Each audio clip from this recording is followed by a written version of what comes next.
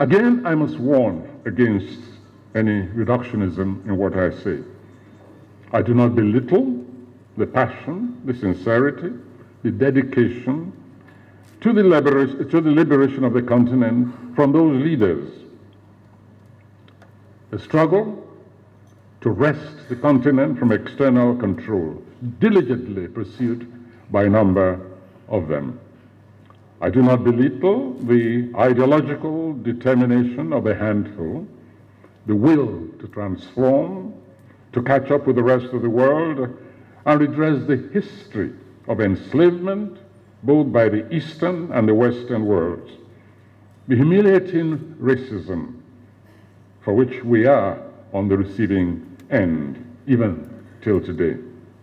I do not for a moment underestimate the self-sacrificial efforts, and I do not ignore the vision of a few of those leaders. I do insist, however, that that protocol of sacrosanctity of colonial boundaries was a self-serving power mechanism of internal control and domination that had nothing to do with a structured, programmatic concern for the welfare of the African masses, who, after all, bore the brunt of the effects of colonialism and its later camouflaged successors, including internal colonialism. And thus I continue to ask, have we been had? Are we still being well and truly had? Do we continue to lay ourselves wide open to be cheaply had? Well then, consider the state of the world at that very time when that conference, last year's conference in Tanzania, was holding, just last October. Let's take a look over the wall, over the continental wall, and instruct ourselves. That conference was taking place 60 years of modernity after our own experience, after our independence. It was taking place simultaneously with an ongoing upheaval in a distant continent, Europe, in a former colonial power, Spain.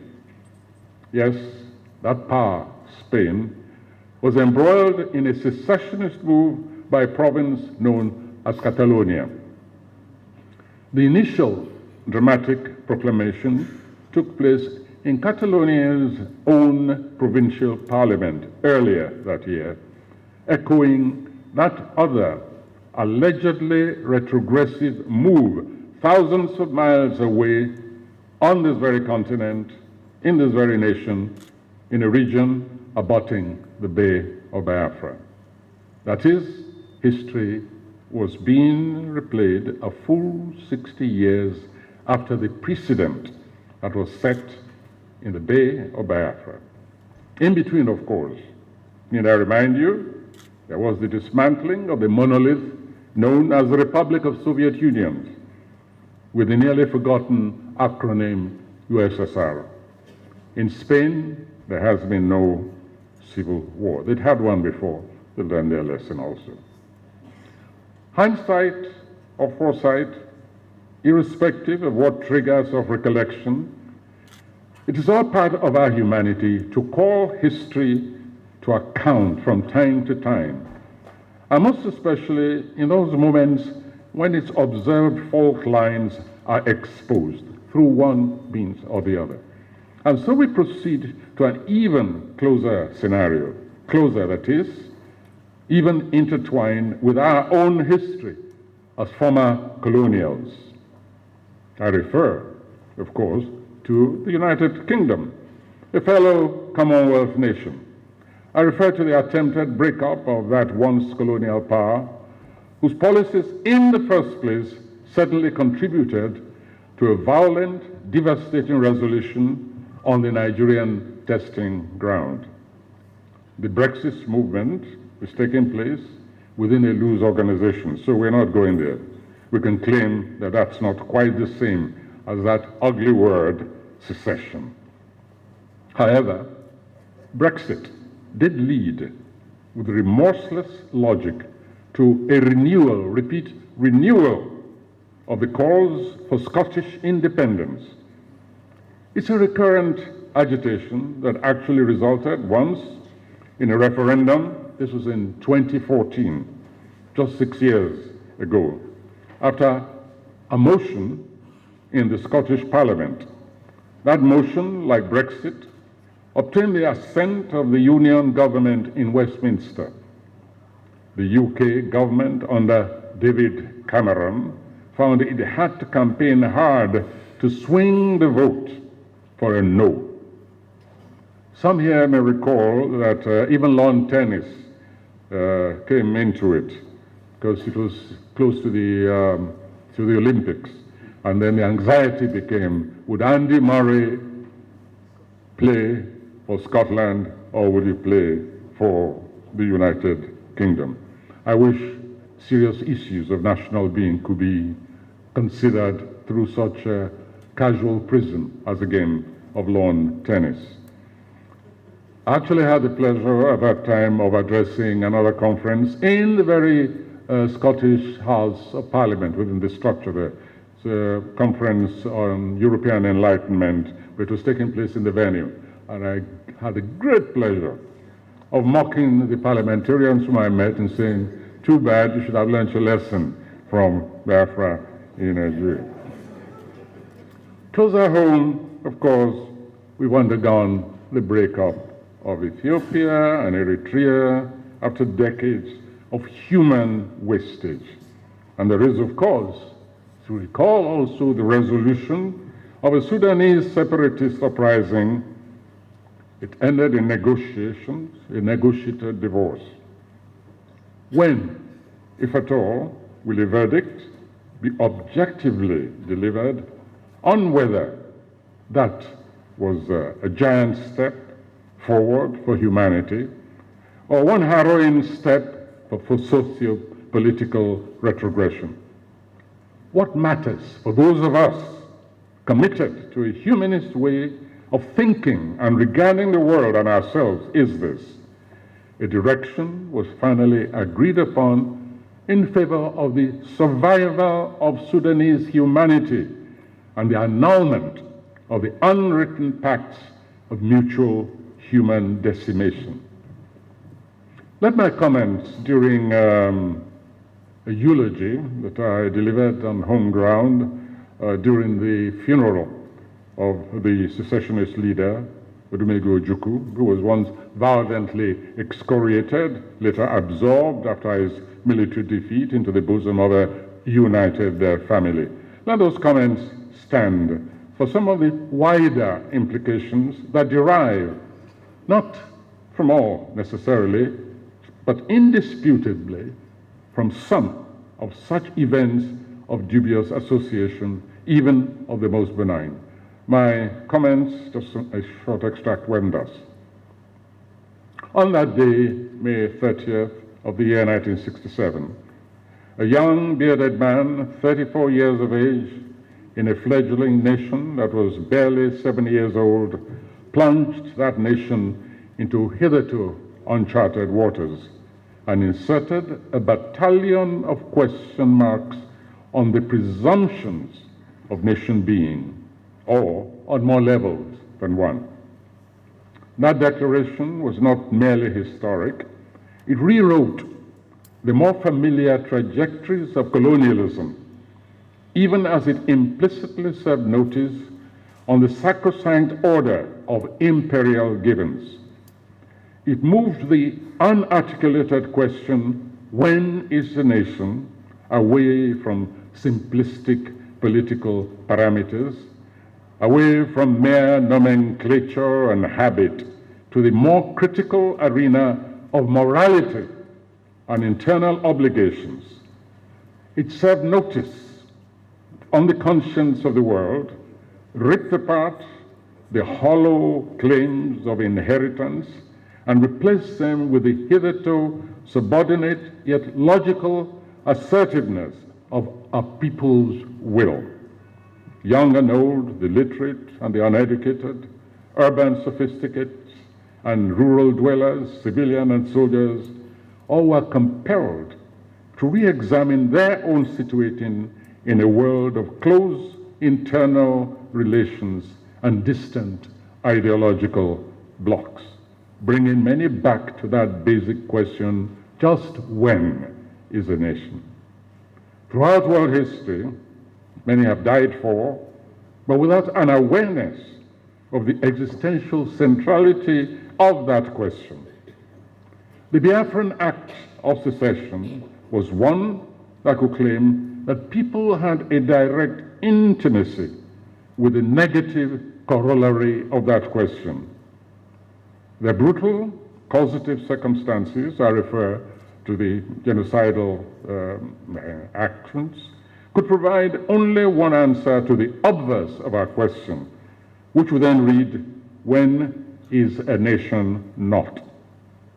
In so doing, he challenged the pietisms of former colonial masters and the sanctimoniousness of much of the world. He challenged questionable construct of nationhood, mostly externally imposed, and sought to replace it under the most harrowing circumstances with a vital proposition that answered a desired goal of humanity, which is not merely to survive, but to live in dignity. Even today, many will admit that in this same nation, the question remains unresolved.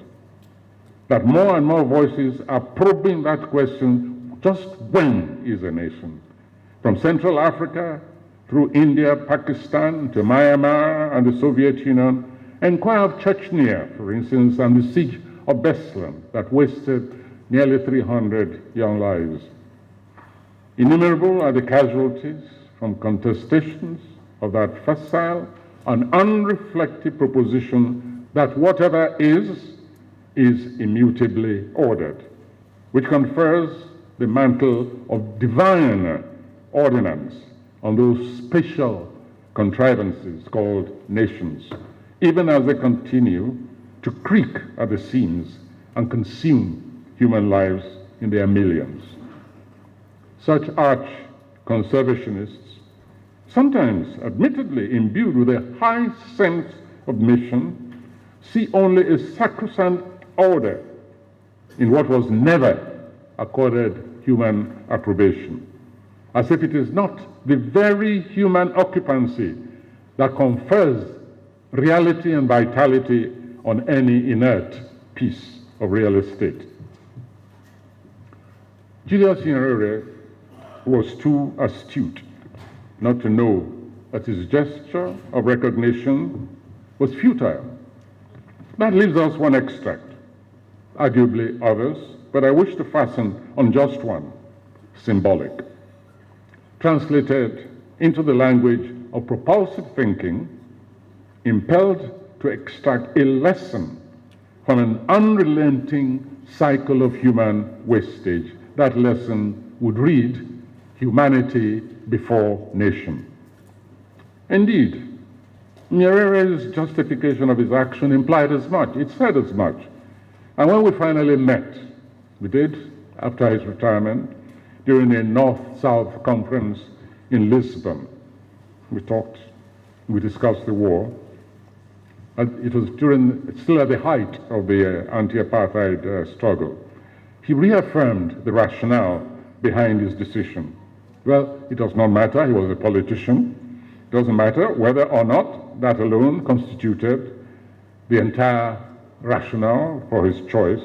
What does matter for us today is the imperative of a revisionist attitude, even as a purely academic exercise.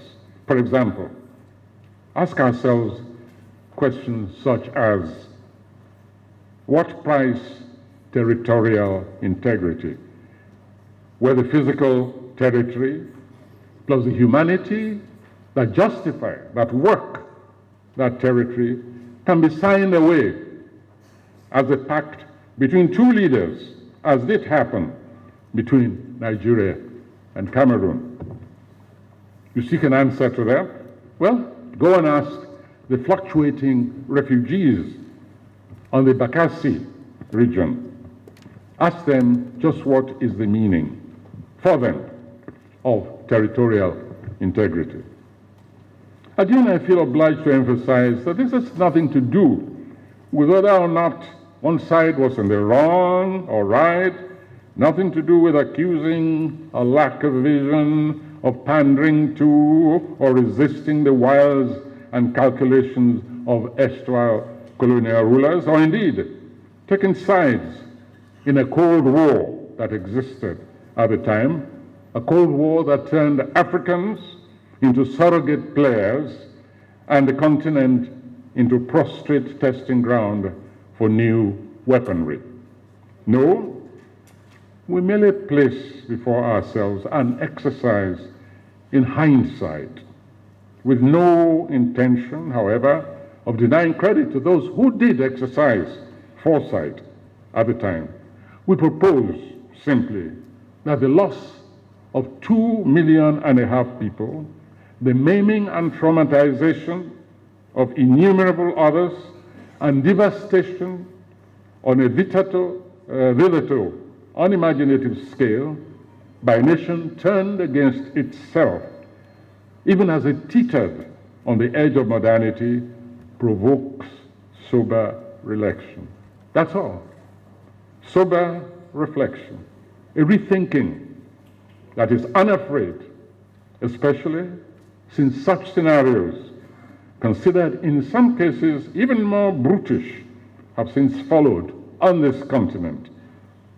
Need one recall Rwanda's own entry into the contest in morbid pathology, one that surpasses even the Biafran carnage when comparatively assessed in duration and population parameters.